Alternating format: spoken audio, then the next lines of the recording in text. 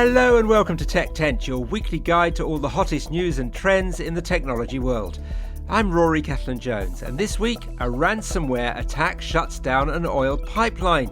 We examine this dramatic illustration of the dangers of a cyber attack on vital infrastructure. It sounds like one of the most stressful jobs imaginable. Now, a Facebook moderator has lifted the lid on the effect on the mental health of those policing the online world. And we meet the startup bringing autonomous driving to India's chaotic streets. Joining me this week is BBC cybersecurity reporter Joe Tidy. Hi Joe, had a busy week? Hi Rory. Yes, it has been. I'm sure you can imagine. It's the cybers have been particularly active this week. You will hear a lot more from you on that. Here's a flavour of what's in the programme. The content is awful. It would affect anyone. It's finally started to get to me. I have horrible lucid dreams about all the things I've seen. In India, you do not have structured roads. Like cannot depend on lane markings. There are no lane markings and there are a lot of potholes on the road at various places. So you can't detect a road exactly. So approach has to be totally different. We had to detect a drivable surface. All of that coming up. Now, it's one of the most devastating weapons in the armoury of cyber criminals. You suddenly find that all of your organisation's computers are locked, and there's a message on screen telling you that unless you pay a hefty sum, all your data will remain frozen. It's called ransomware, and this week saw what was probably the most dramatic attack to date, shutting down an oil pipeline in the United States. Joe Tidy, our cybersecurity specialist, take us through just how this week's events unfolded.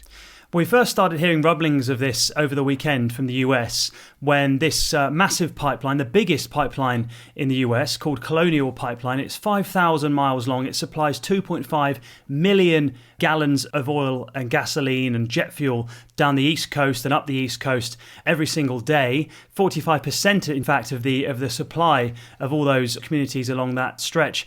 They said they were under attack, a cyber attack, and it very quickly transpired it was a ransomware attack.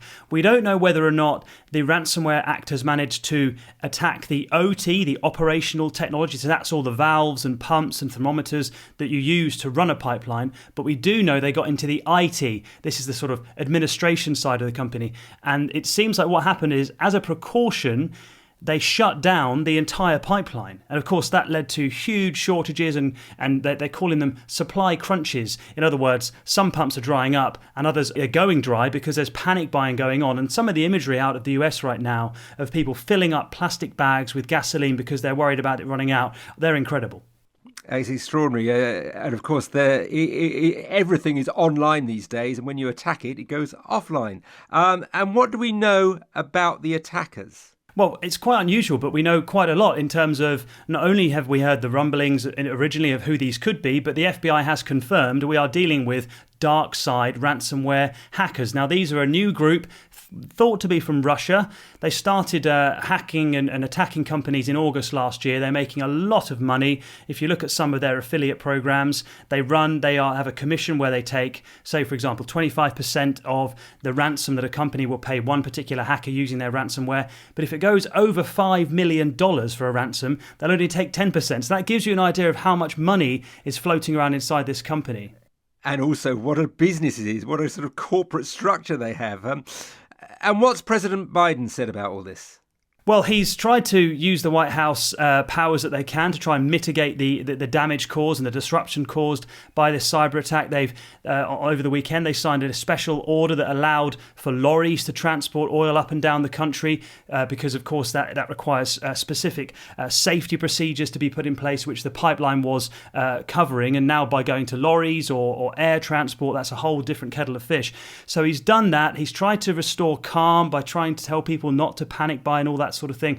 But the thing he's done now is he's signed this long-awaited executive order to try and improve the country's cyber defences. This wasn't specifically about the Colonial Pipeline attack because, of course, this is an ongoing current situation. But there's very clearly motions inside that executive order that are related to stopping and preventing these types of devastating cyber attacks. And the main thing they're trying to do is get any government departments, any federal government departments or agencies, they have to improve their cybersecurity defensives rapidly.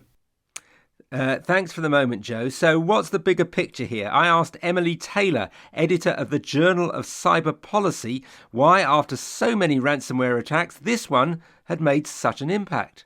This has had such a real-world impact. We've seen long lines at fuel stations, them running out of gas. And I think that just the real-world disruption that comes with an attack on critical infrastructure is something that we haven't really seen on such a scale before. There's been a lot of ransomware attacks, a real uptick during the pandemic, and unfortunately hospitals, healthcare facilities, vaccination research, all targeted for attack.